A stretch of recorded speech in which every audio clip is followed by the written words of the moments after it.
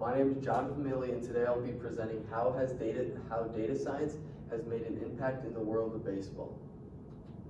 So an introduction. Before I start talking about the data set, I would like to discuss the relevance that data science currently has in the game of baseball and sports. Data science is more relevant in some sports than others. It is extremely relevant in the game of baseball.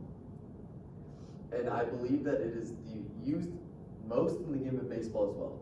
Not only do we see numbers and data on every play in the baseball when it comes to the pros, but we see it also just scrolling through Twitter or Instagram on some kid's Instagram page or college programs page or the school's website about the college, or even the college kids' Twitter or Instagram as well.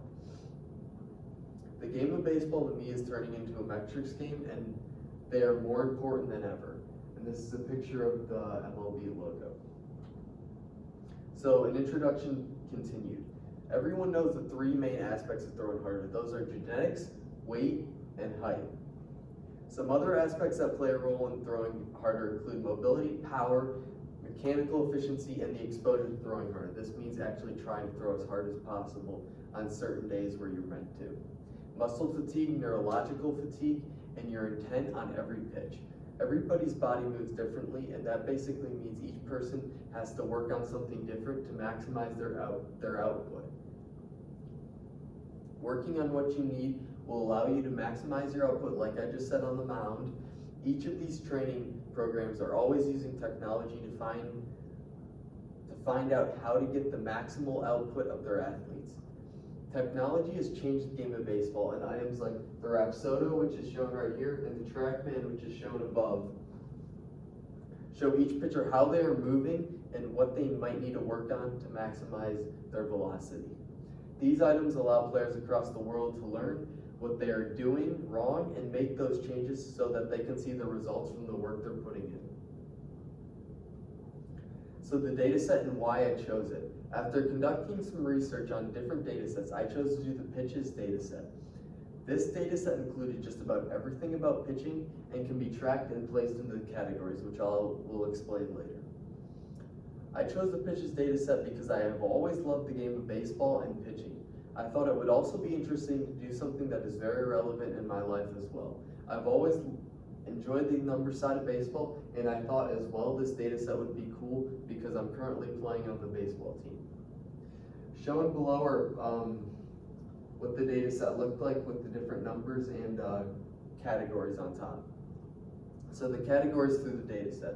The categories that were presented through the data set were PX, PZ, start speed, end speed, spin rate, spin direction, break angle, break length, break Y, AX, AY, AZ, SZ bot, ZZ top, type confidence, VX0, VY0, VZ0, X0, Y, Y0, Z0, PFXX, PFXZ, nasty zone code, pitching type, event number, B score, AD, ID, the B count, S count, outs, pitch number, on 1B, on 2B, on 3B. Some of the categories throughout the data set are easy to recognize, but most of them are just code for different things that happen in baseball. And the coding website we used was Python, which will be explained later. So categories from the data set, and categories focus from the data set.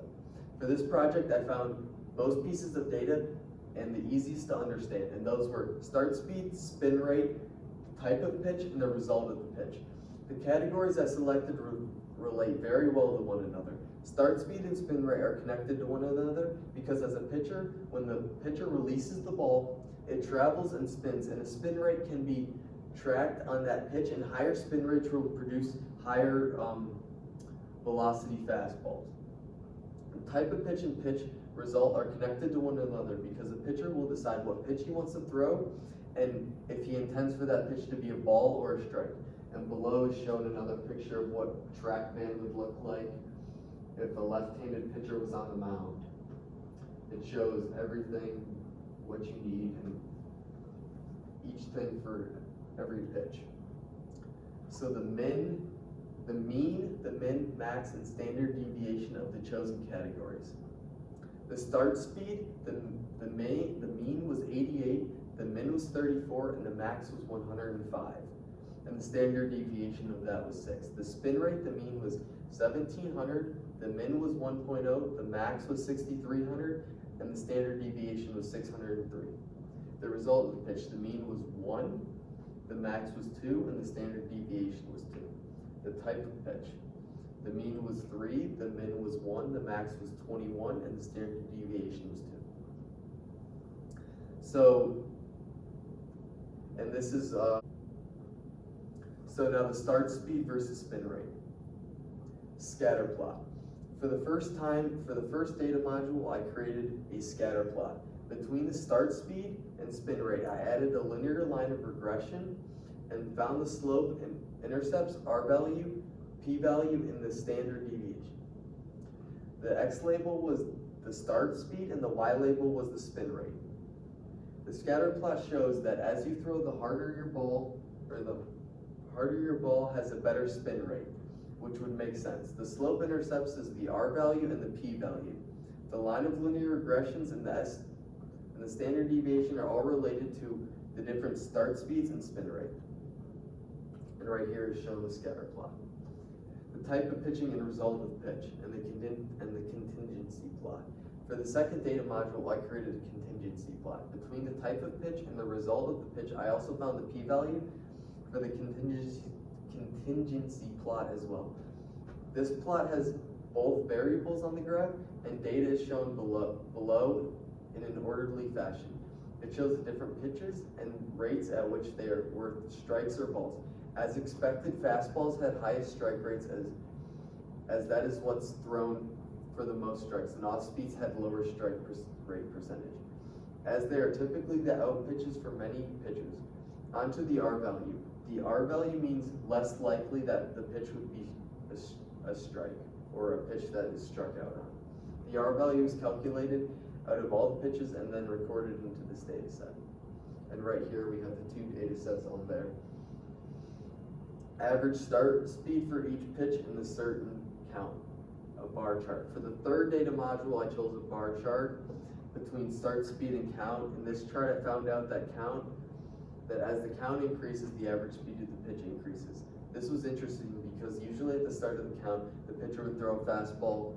In this data set, it says 90 to 104, but a pitcher would typically throw a pitch around 90 to 102. And then as they start to win in the count, they typically go to an off-speed pitch to keep the hitter guessing. Unless the hitter has proved he can't hit the fastball, they're just gonna blow all fastballs right by him. And as I was a little surprised by these results, as you can see in my reasoning, and then the bar chart here is showing the average start speed for each pitch in certain counts. So different pitches and the pie chart.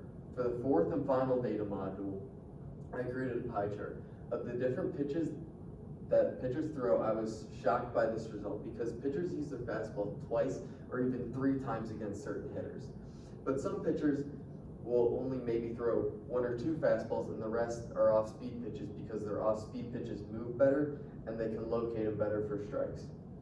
As shown in the pie chart, fastballs are thrown the most and different off-speed pitches are below fastballs. It didn't surprise me though that the slider is the off-speed pitch that is thrown the most, as most pitchers' slider is their second best pitch, or even is their best pitch. Thank you.